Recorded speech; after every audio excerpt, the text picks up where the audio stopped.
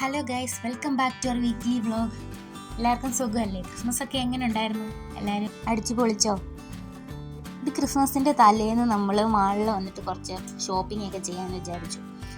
ആദ്യം മെൻ സെക്ഷനിൽ കയറി, അതാകുമ്പോൾ പെട്ടെന്ന് ഇറങ്ങാമല്ലോ. നമ്മളെടുക്കുന്ന സമയത്തിൻ്റെ പകുതി സമയം കൊണ്ട് അവർ ബില്ലും ചെയ്ത് വെളിയിലിറങ്ങി.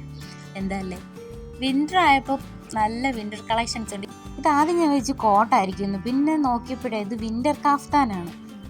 അടുത്ത ബില്ലിംഗ് സെക്ഷനിൽ വന്നപ്പോൾ ഒരു കുഞ്ഞു പാവക്കുട്ടീനെ കണ്ടു. ഇതിനെ വാങ്ങിച്ചാലോ എന്ന് വിചാരിച്ചു. പിന്നെ എൻ്റെ റേറ്റ് കണ്ടപ്പോൾ ഇതിലും കുറച്ച് നമ്മൾ വേറെ കടയിൽ കണ്ടിട്ടുള്ളതുകൊണ്ട് അതിനെ അയാളോട് ബൈ പറഞ്ഞിങ്ങ് പോന്നു.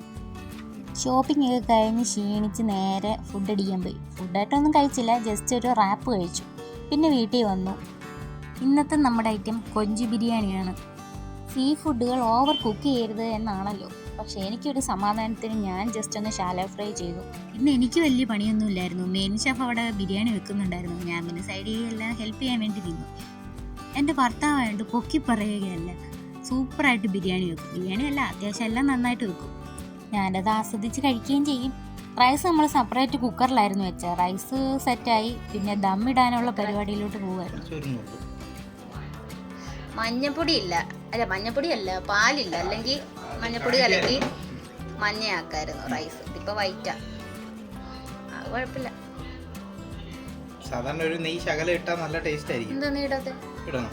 ആ ഇട്ടോ, എല്ലാത്തിടത്തും ഇടണ്ട. മല്ലിയില. ഇനി എത്ര മിനിറ്റ് ചെയ്ത് അടച്ചു വെക്കണ്ടേ? 15 minutes.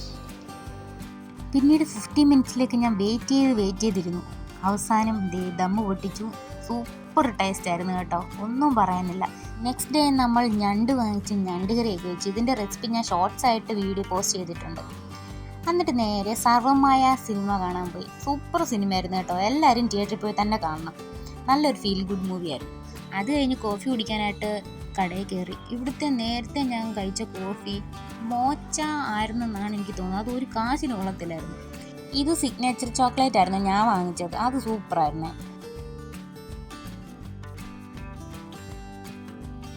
മെഷീൻ ജ്യൂസിൻ്റെ വീഡിയോ എടുക്കാൻ വേണ്ടി വലിയടുത്ത് അവിടെ പോയിരുന്നു. കാർഡ് ചെയ്തപ്പോൾ ക്യാഷ് റീഫണ്ട് ചെയ്തു തന്നു. ഇനി കാർഡിൻ്റെ പ്രശ്നമാണോ എന്ന് വെച്ച് ക്യാഷായിട്ട് ഇട്ട് കൊടുത്തു. ക്യാഷ് ഇട്ട് കൊടുത്തപ്പോൾ ക്യാഷ് അവർ അക്സെപ്റ്റ് ചെയ്തു, പക്ഷേ മെഷീനിന് ജ്യൂസ് ഒന്നും വന്നില്ല.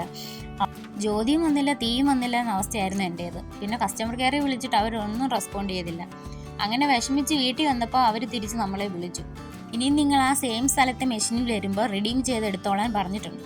അപ്പോൾ ഇന്നത്തെ വീഡിയോ ഇത്രയേ ഉള്ളൂ. Thank you for watching. അടുത്ത വീഡിയോ ആയിട്ട് ഉടനെ കാണാം. അതുവരെ ബൈ.